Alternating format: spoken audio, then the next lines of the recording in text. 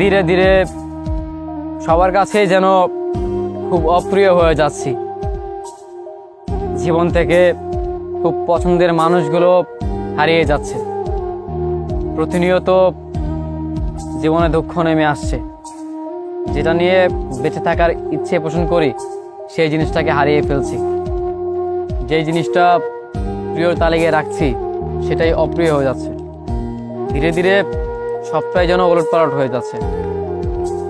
যেই জিনিসটাকে সবচেয়ে বেশি আঁকড়ে ধরে বাঁচার চেষ্টা করছি সেই জিনিসটাই কেন জানি সবার আগে হারিয়ে ফেলছি। কেন যেন জীবন কোথায় যাচ্ছে সেটার পরিসংখ্যান আজও মিলাতে পারিনি। জীবন আসলে কি চায় সেটা কেন যেন আজও বুঝতে পারছি না। যখনই আমি একটু চেষ্টা করি ভালো থাকার, ঠিক তখনই আমার দিনগুলো খারাপ কাটে। যখনই আমি ভালো কিছু করার চেষ্টা করি তখনই কেন জানি সেই জিনিসটার মাঝে দুঃখ নেমে আসে।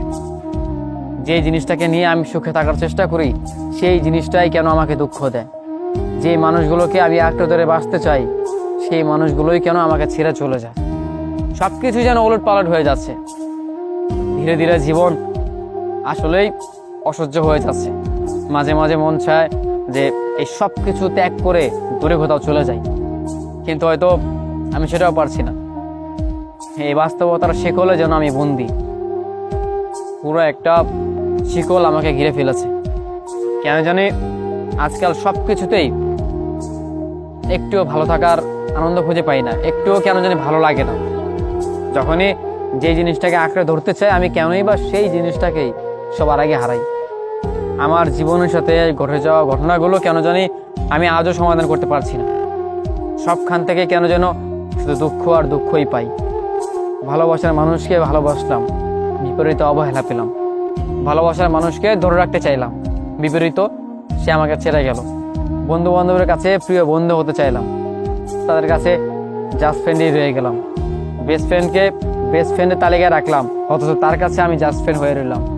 আত্মীয় স্বজন ভাই ব্রাদার সবার কাছেই ভালো থাকার চেষ্টা করলাম, অথচ কেন যেন সবার কাছে খারাপ হয়ে যায়। ধীরে ধীরে দিনকাল আসলে খারাপ যাচ্ছে। কোনো কিছুতেই যেন শান্তি খুঁজে পাচ্ছি না, কোনো কিছুই যেন আর আগের মতো কাটছে না। সব কিছুই যেন খারাপ যাচ্ছে। সব কিছু মিলিয়ে বেশ দিন আমার ভালো কাটছে না। আমি বেশ ভালো নেই, এই কথাটাও আমি কাউকে বলতে পারছি না। নিজের দুঃখগুলো কাউকে শেয়ার করব, এই জীবনে ঘটে যাওয়া কথাগুলো বা ঘটনাগুলো কারো কাছে বলবো, সেটাও পারছি না। মানুষ দুঃসময়ে তীরের মতো ব্যবহার করে এই কথাগুলোকেই। আমার দেওয়া গোপন কথাগুলো যেগুলো আমি কাউকে বলি না, যাদেরকে বিশ্বাস করে বলি, সেই তারাই বিপদের সময় তীরের হিসেবে ব্যবহার করে, তারাই আবার আরো দুঃখ দেয়।